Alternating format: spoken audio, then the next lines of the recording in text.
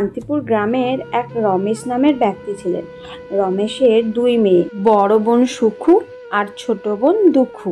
ইস, সেই কখন বলেছি দুঃখুকে এক গ্লাস জুস এনে দে, সে গিয়েছে তো গিয়েছে, আসুক, ওর এমন অবস্থা করব না, আসুক আজ। সুখুর গায়ের রংটা একটু ধপধপে ফর্সা বলে তার ভারী অহংকার আর বদমেজাজি।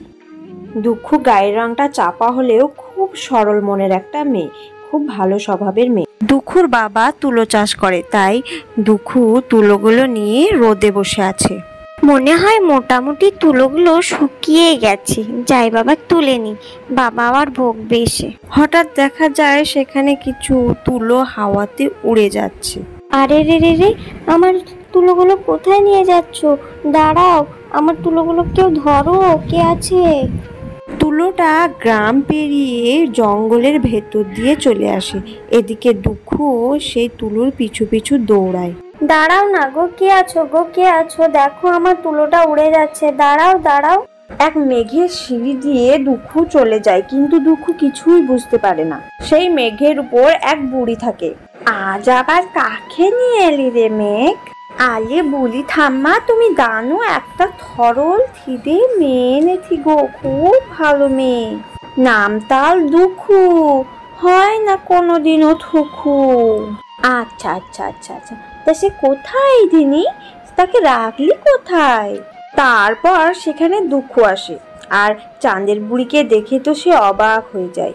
দুঃখুকে দেখে চাঁদের বুড়ি ভারী মায়া হলো, তাকে বলল, তোকে তো আর তুলো ফেরত দেব না রে মা, তার বদলে তোকে একটা উপহার দেব খন।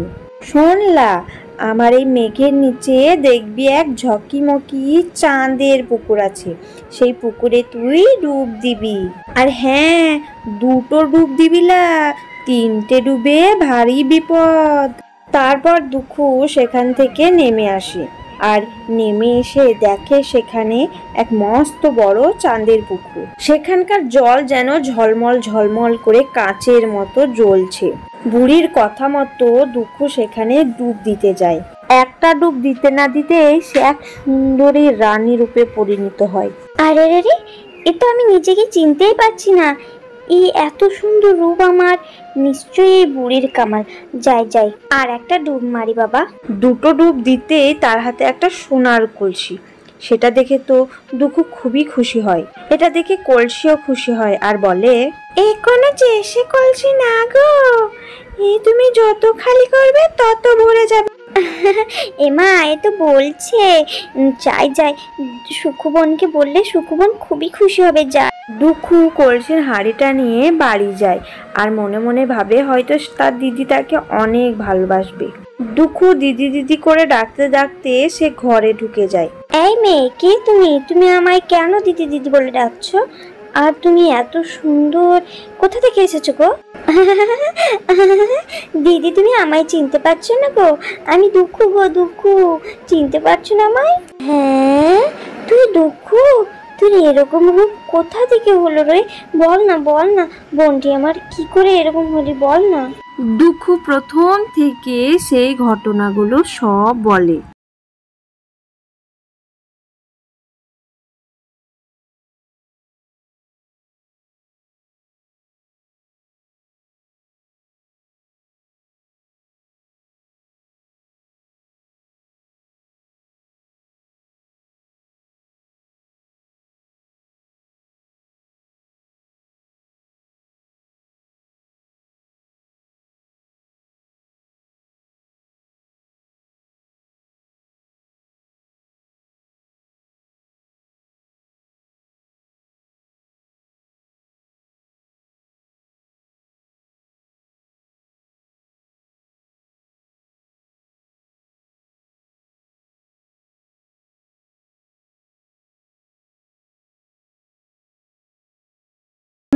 সুখুর মনে ভারী লোভ হয়, সেও ভাবে যে সেও তুলো শুকোতে দেবে।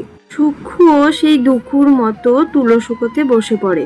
ইস, সেই কখন থেকে বসে আছি, কখন যে আমার তুলোটাকে উড়িয়ে নিয়ে যাবে বাবা, আমি আর তর সইতে পারছি না।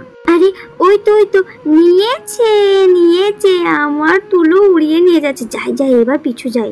ঠিক একইভাবে দুঃখুর মতো সুখুও সেই তুলোর পিছু পিছু যায়। ওরে বাবা, আমি তো হাঁপিয়ে গেলাম। ও একটু দাঁড়াও না গো তুলো। সুখু সেই সিঁড়িটাও পেয়ে যায় আর সব সিঁড়ি পার করে সে মেঘের দুনিয়ায় চলে যায়। আজ আবার কাকে নিয়ে? দুঃখুর বোন সুখু গো, ভারী দুষ্টি, একদম বদমেজাজি, ভালো না গো, ভালো না। তো ঠাম্মি, তুমি একটু সোজা করে দাও না গো।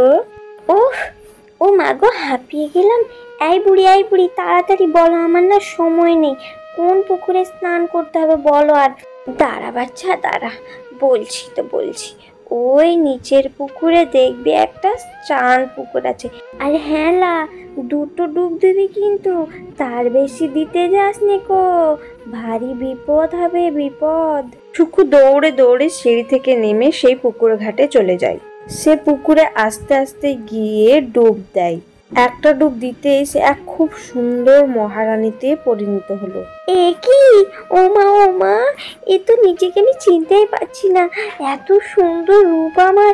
তারপর সুখু আরো একবার ডুব দেয়। তারপর সেখানে একটা সোনা ভরা কলসি চলে আসে।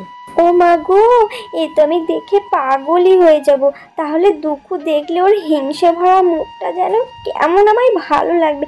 যাই, ওকে দেখাবো। 2টো ডুব দিয়ে যদি এত কিছু পাই, নিশ্চয়ই 3টে ডুব দিলে অনেক কিছু পাবো। আমি বাবা ওই দুঃখুর মতো সরল সিধে মেয়ে না যে যা বলবে তাই শুনবো। সুখু আবারও একটা ডুব দিতে সে এক ব্যাঙে পরিণত হয়। ব্যাঙে তো আর কথা বলতে পারে না, তাই সে মনে মনে বলে,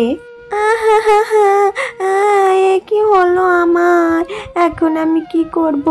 সবই আমার লোভের কারণে হলো গো, এখন আমি কি করব? আমার কি হবে এবার? দুঃখু ব্যাঙ গিয়ে দেখে সেই সিঁড়িটা আর মেঘের দেশটাও নেই। তাই সে জঙ্গলের দিকে চলে যায় আর সেখানে একটা ছোট্ট পুকুরে বাস করে। এই ছোট বন্ধুরা, তোমরা কি চাও তোমাদের নাম দিয়ে কার্টুন স্টোরি বানাই? তাহলে এক্ষুনি আমাদেরকে কমেন্ট করে তোমার নাম আর তোমার গ্রামের নাম আমাদেরকে বলে যাও। আর হ্যাঁ, চ্যানেলটা কিন্তু সাবস্ক্রাইব করো, যাতে তোমাদের নাম দিয়ে স্টোরিটা সবার আগে দেখার জন্য। দেখা হচ্ছে নেক্সট ভিডিওতে।